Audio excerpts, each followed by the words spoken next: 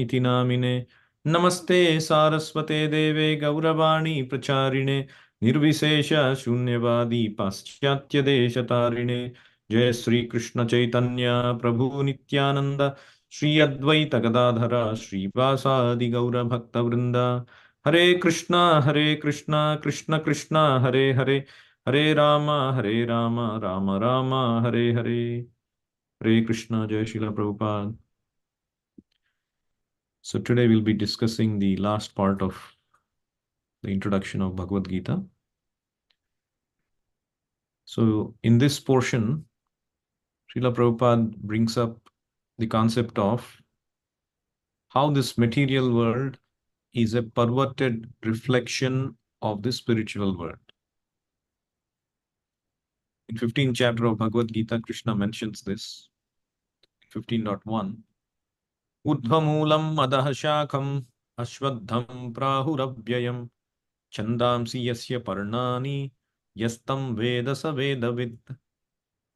What he says is there is a tree which has roots upwards, urdhva moolam, and branches downwards. So usually we see a tree with the roots down and the branches are up. But Krishna talks about this banyan tree which has these things in the opposite direction. So that is the reflection of the real tree. If there is a real tree on the bank of a reservoir of water, if it is reflected into the water, it appears in the opposite direction. So, in other words, he mentions that this material world is like a perverted reflection of the real spiritual world. So, in this classic story of the jungle, so this greedy, powerful lion, he was attacking everyone. And these jungle people or the animals, they made a resolution: please don't attack. We will send one of us every day to you for food. So everybody was going voluntarily, and in misery they are dying. So one day a turn came for this rabbit, old wise rabbit. So it went very late to the lion, and the lion was growling, "Why did you come late?" And the rabbit made an idea, made a plan. Oh, you know what? There were a group of rabbits actually we wanted to sacrifice for you. We were coming. And in between, there was this big lion, even more ferocious than you, even more powerful than you. He attacked and killed them all and ate them. And I was the one who survived, and I came. And I told about you, and he was talking very mean about you. And he challenged you that he can kill you and eat you. And then this lion became mad. Who is that competitor of mine? I want to come and fight and kill him. And then the rabbit took him to this deep well and showed him the reflection. And the lion started to shout, "Who are you?" And then this reflection started to shout because the echo was coming. "Who are you? I'm going to kill you." Reflection again said, "I'm going to kill you." And in this way, this temper raged, and the lion jumped towards the reflection into the well, and he died. So similarly, we talk about how if somebody tries to grab a necklace which is hung on the branches of the tree, and the reflection is falling on the water of the river, and if somebody plunges into the river thinking he can get the necklace, he'll be mistaken. How much ever he may try, he will never be able to get that necklace, because that is a mere reflection. That's the real substance is up. So likewise, if we forget looking up to the real world, the spiritual world, the real world, and if we forget looking up to Krishna, and if we forget living a life with center as Krishna or life of Krishna consciousness, the real substance, then we will look down into this reflection. We look down into this reflection of this material world and we'll plunge into it thinking we can enjoy, only ending up in distress, frustration. We're all trying to squeeze happiness from this world, but we are constantly being met with frustration. Reason is that this is only the reflection. The real object is there elsewhere. We need to start looking for the real object. The reality ultimately exists only in relation to Krishna. Srimad Bhagavatam says, this is one of the four Chatushloki verses, the original verses spoken by Krishna to Brahma. So in one of those verses, so Krishna says, Riterdham yat pratiyeta na pratiyeta chatmani tan vidyad atmano mayam yadha bhaso yadha tamaha. So what he says is very important. Oh Brahma, whatever appears to be of any value, if it is without relation to me, it has no reality. It's a very important point. If anything is not in relation to Krishna, it has actually no reality. And Krishna says, know it as my illusory energy, that reflection which appears to be in darkness. So that is the nature of this world, the perverted reflection. So one time our Acharya, Srila Prabhupada, he came to the US and he was constructing the temples and a lot of followers started to happen. And he went to open a branch in one place. And this reporter, he was a challenging reporter, and he came and asked, oh, Swamiji, since you are the guru and you know everything, can you tell me how many windows are in the Empire State Building? And it's quite a curious and somewhat not a very important question, ridiculous question. But he wanted to test Srila Prabhupada, what answer he would give. So Srila Prabhupada said, he asked a written question instead. He said, how much water is in a mirage? And then he was flabbergasted, the reporter. How much water is in a mirage? The mirage, the water doesn't exist. So how brilliant the answer, because what is the significance of knowing how many windows are there in the Empire State Building? Because it is only as significant as how much water is in mirage, because both are meaningless. In the sense, as Krishna is saying in Srimad Bhagavatam Chatushloki, if you are pursuing something without pursuing the reality, like you're pursuing the reflection, it has no meaning. So the real meaning is, real substance is the spirit in the spiritual world. And so now we talk about the spiritual world, Krishna being present. And then Prabhupada also talks in the introduction how we can attain that spiritual world. He quotes from the 15th chapter of Bhagavad Gita again.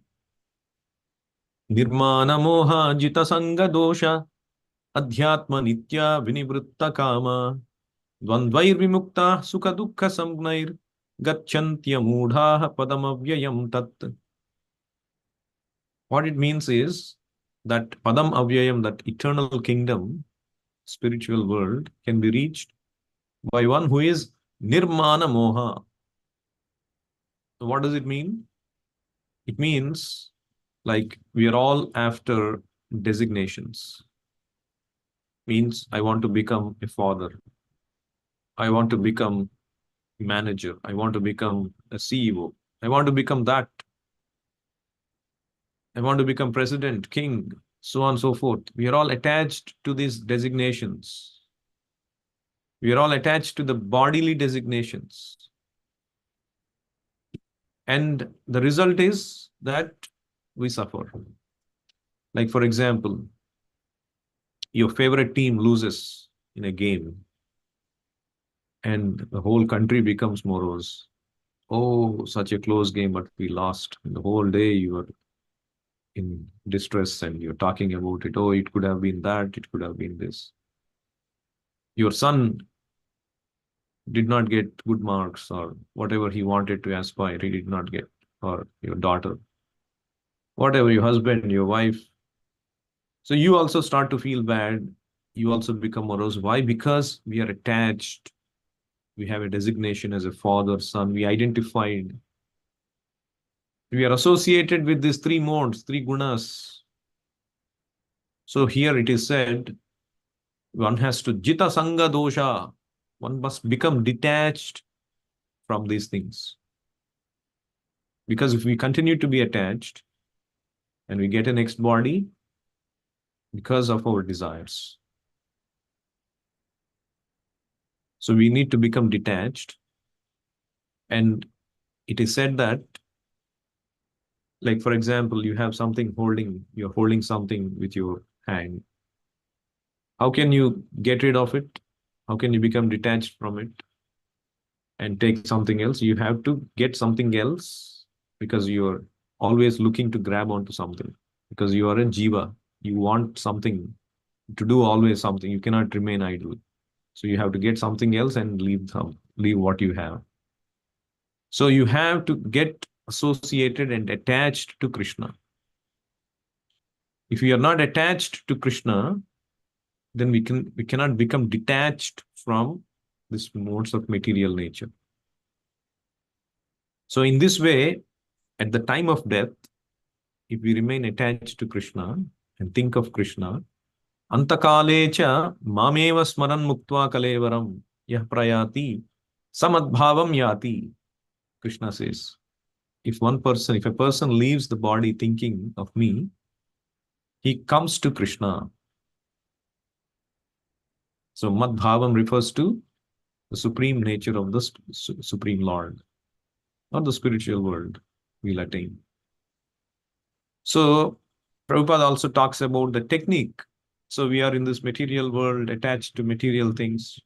Then how do we transfer that attachment to Krishna? So he mentions in one place how there are many literatures, like we are right now plunged into so many topics, material topics, literatures, magazines, internet, videos. Our minds are fully occupied. So that our thinking, which is now absorbed in these literatures, must be transferred to the Vedic literatures. That is why Vyasadeva, he has given this enormous amount of Vedic literatures. Maya Mugdha Jivera Nahi Swataha Krishna Gnan Jivera Kripaya Kaila Krishna Veda Puran. He's given such a rich Vedic literature. We should transfer our thinking, absorb ourselves in this wonderful Vedic literature, particularly Srimad Bhagavatam, Bhagavad Gita.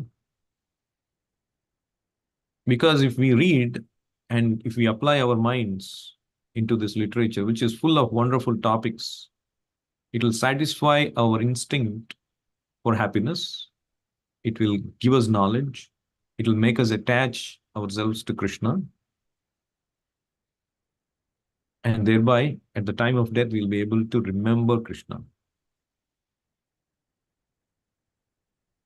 Interestingly, you see, when we ask people, you practice spirituality, chant holy names of Krishna, Hare Krishna, Hare Krishna, Krishna Krishna, Hare Hare, Hare Rama, Rama Rama, Hare Hare.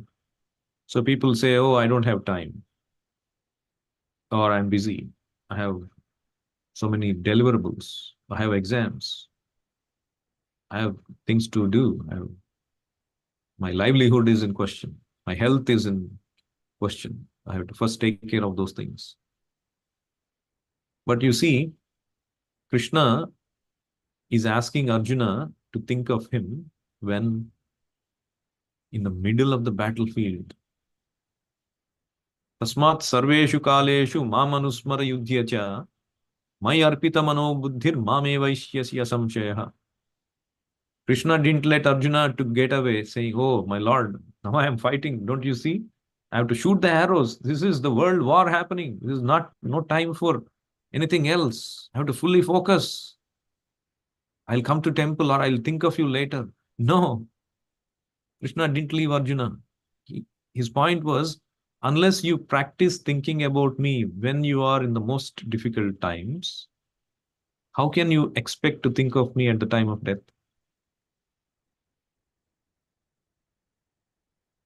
So that is the idea. So, yes, it may be struggling.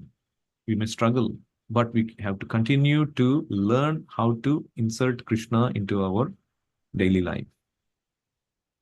If we cannot always think, at least we should start with something. Start chanting the holy names. Start hearing about Krishna. Start reading about Krishna. Start coming to temple. Take a vow. I need to do this for myself, not for anybody else. It's for yourself. You need to do this. How can one balance both material duties and Krishna consciousness? We should remember that the Lord suggests nothing impractical. So this world is divided, these occupations are divided into Brahmana, Kshatriya, Vaishya, Sudra, or in the modern terms, the intelligent class, the administrative class, the business class, and the labor class, the worker class. So all of us belong to one of these categories. We do our occupation. While doing our occupation, we get the result of the occupation and we give it to Krishna. And even while doing the occupation, we have to practice thinking of Krishna. Like I said, every day chanting the holy names, reading, organizing our lives to think of Krishna. It's possible because, like for example, your son or daughter, a small son or daughter, you love so much, and say they are in preschool or something, they're little not well today, and you go to office, but you keep calling preschool or wherever school, hey, how is the boy doing? Is he able to sleep? Is he, doing well? Or if he is at home being cared for by your wife, you call, hey, how is the boy doing? Your thoughts are always filled, even though you are working, but your thoughts are always with your son or daughter because you love your son or daughter. So similarly, the key thing is we have to start to love Krishna because that is our natural position. Naturally, the mother loves the child. Similarly, our natural position as a spirit soul is we love God, we love Krishna. Krishna loves us. That is true love. Anything in this world that appears as love is ultimately lust. It will come to an end. But Krishna will always stay with us. So if we have a strong sense of love for the Supreme Lord, then we can discharge our duty and at the same time remember Krishna. So we have to develop that love. So to develop that love, Krishna, the whole Bhagavad Gita is about these practices, different yoga systems Krishna gives. And when in the 6th chapter, after Krishna tells Arjuna about this dhyana yoga, how you have to control your senses, practice sitting postures, go to a secluded place like a forest and practice breathing exercises, pranayama, and stare at the tip of the nose, and all these things. Arjuna says, "Oh my Lord, yoyam yogaha tvaya proktaha samyena madhusudana etasyaham napasyami chanchalatvat stitim stiram." I don't seem to be able to follow and do all this you're suggesting. This mind is so restless, chanchalatvat, and unsteady that what you are asking me to do, this yoga system, is not practical for me. Arjuna practically, he expressed his inability. So therefore, Krishna said, the highest of all yoga systems, which can be followed by anybody and everybody, and at the same time simple, is yoginam api sarvesham madgatena antaratmana shraddhavan bhajate yomam same yuktatamo mataha. This, of all the yogis, who is the best yogi? He says, one who is a devotee, who is always thinking of me, who is rendering service with faith. Shraddhavan bhajate. Saha me yuktatamaha. He is the best of all yogis, O Arjuna. So you continue to be the fighter, but you can become the best yogi. So this is the secret of Bhagavad Gita. We can continue to be who we are. We don't need to give up or go to forest and accept a dress or become an official yogi or a meditator. Nothing is needed. We can continue to be who we are, but if we become devoted to Krishna, render service to Krishna with our abilities, always think of Krishna, of course, takes time. This is called sadhana, practice. But instead of practicing for something which is not possible, even for Arjuna, we should practice for something which is possible and at the same time which is easy and highest, which is Bhakti Yoga.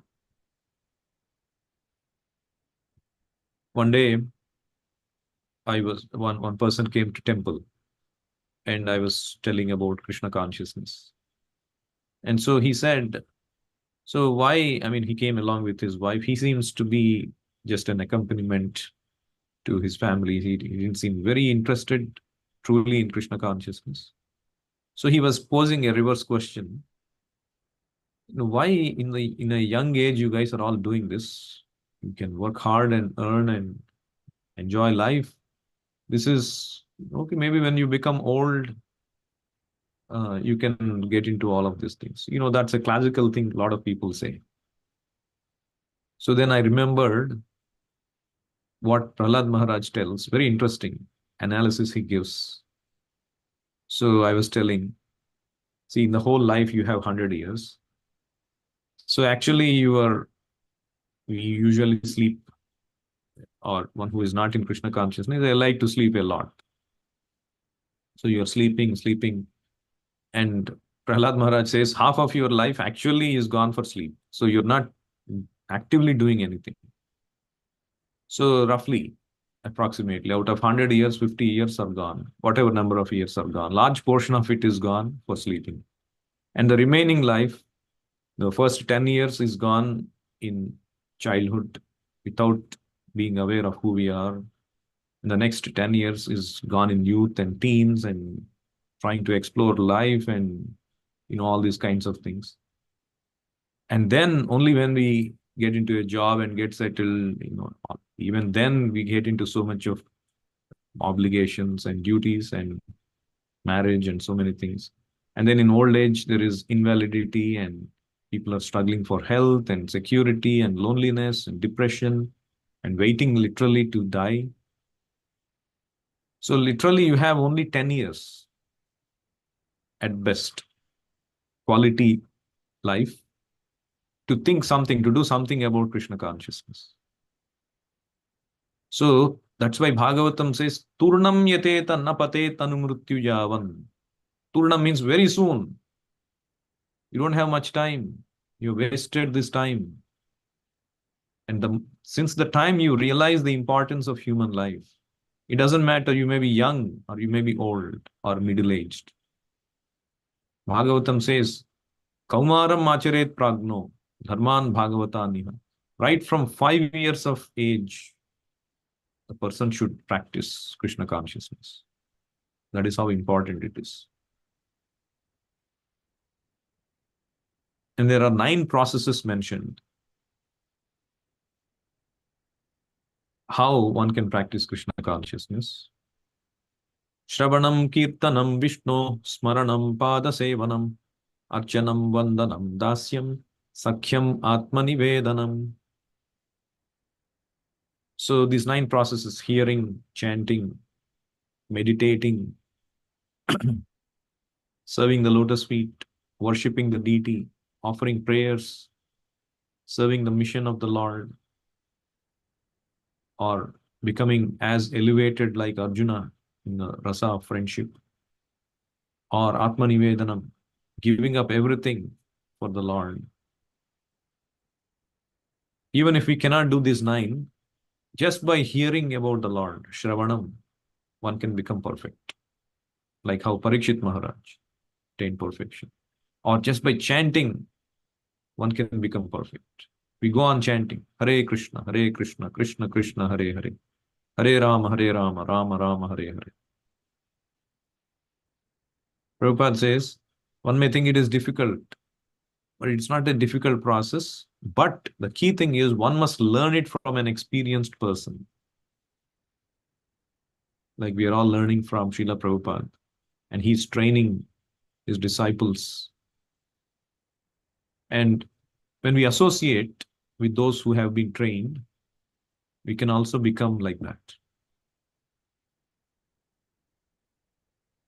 And it's not about, sometimes people say, oh, people take to bhakti or Krishna consciousness because people don't have intelligence to think about this world and to study Vedanta, or they're not knowledgeable, therefore they just become sentimental. This is a sentimental process. So people who are ignorant, they take to this process. No, Chaitanya Mahaprabhu, who was Krishna himself, who appeared as devotee of Krishna 500 years ago in West Bengal, he proved, he had debates with several highly qualified, most intelligent philosophers, scholars, gnanis, and he proved that the process of bhakti, even though appears simple, is the highest. That is why it is said, Krishna ei bhaje sei bada chatur. Only the most chatur, most intelligent person can take to Krishna consciousness, even though he may appear, according to material calculation, ignorant. So, Sumedha Saha, one who is greatly intelligent, it is declared in Bhagavatam, they will take to Krishna consciousness in this age. So, it is not ordinary. One who takes to Krishna consciousness is considered to be the most intelligent.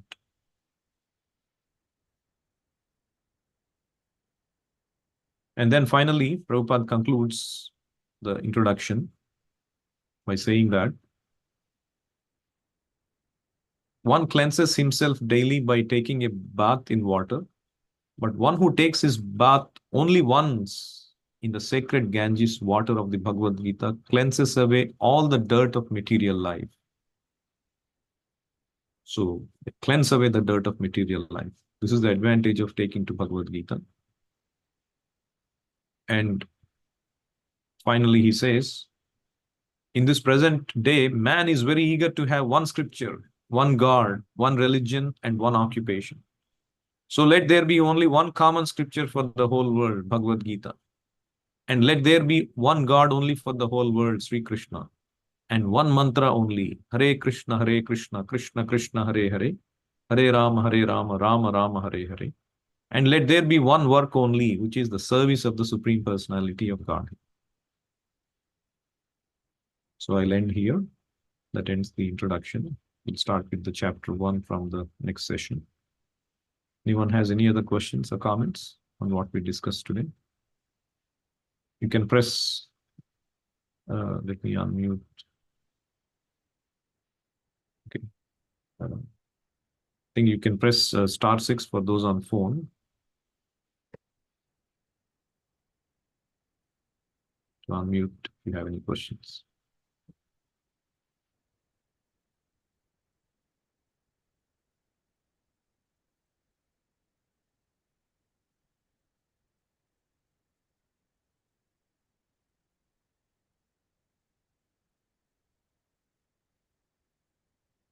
Hare Krishna. Thank you all. Hare Krishna. Bhagavad Gita as it is